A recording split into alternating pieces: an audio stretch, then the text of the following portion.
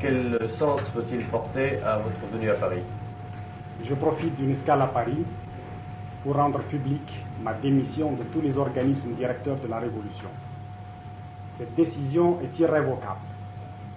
Elle répond au consensus populaire, au désir profond du peuple qui rend responsable tous les dirigeants sans exception de la situation actuelle et qui voudraient les voir tous s'en aller.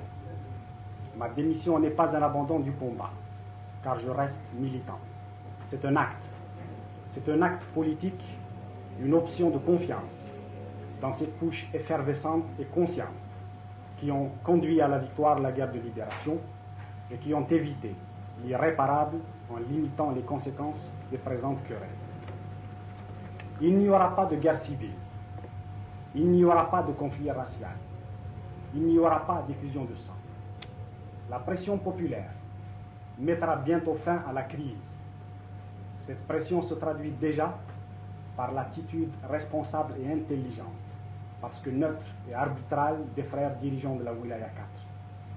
Je suis sûr qu'ils joueront avec tact et fermeté le rôle historique dans le rétablissement de l'unité. En définitive, la solution doit résider dans un recours au verdict du peuple.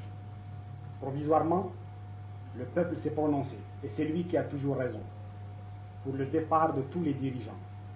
C'est sur cette base que le comité interwilaya doit dégager une formule de réconciliation nationale et de direction incontestée.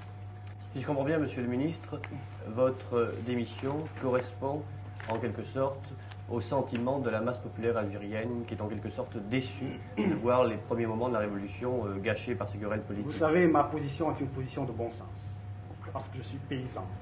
Et le paysan a également la foi. Position de bon sens, le peuple sans discernement considère que tous les dirigeants ont amené le pays dans ce marasme. Par conséquent, tous doivent s'en aller. Quelle est la solution, à votre avis? Bien, la solution est dans l'arbitrage et la médiation CNRA qui se développe à l'heure actuelle. L'arbitrage du CNRA, par exemple? Non, l'arbitrage des militants. Qu'est-ce que vous pensez du CNRA? Qui s'articulera probablement sur le conseil des wilayas, interwilayas. Le CNRA est un organisme, je dois vous le dire franchement,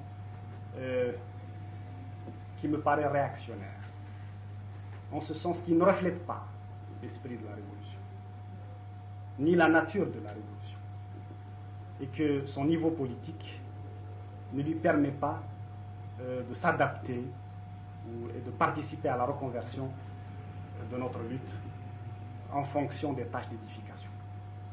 Un dernier mot, est-ce que, selon vous, la crise actuelle pourrait durer longtemps encore? Je crois, c'est une conviction, que nos masses sont conscientes de l'urgence qu'il y a à apporter des solutions aux problèmes qui se posent à nous.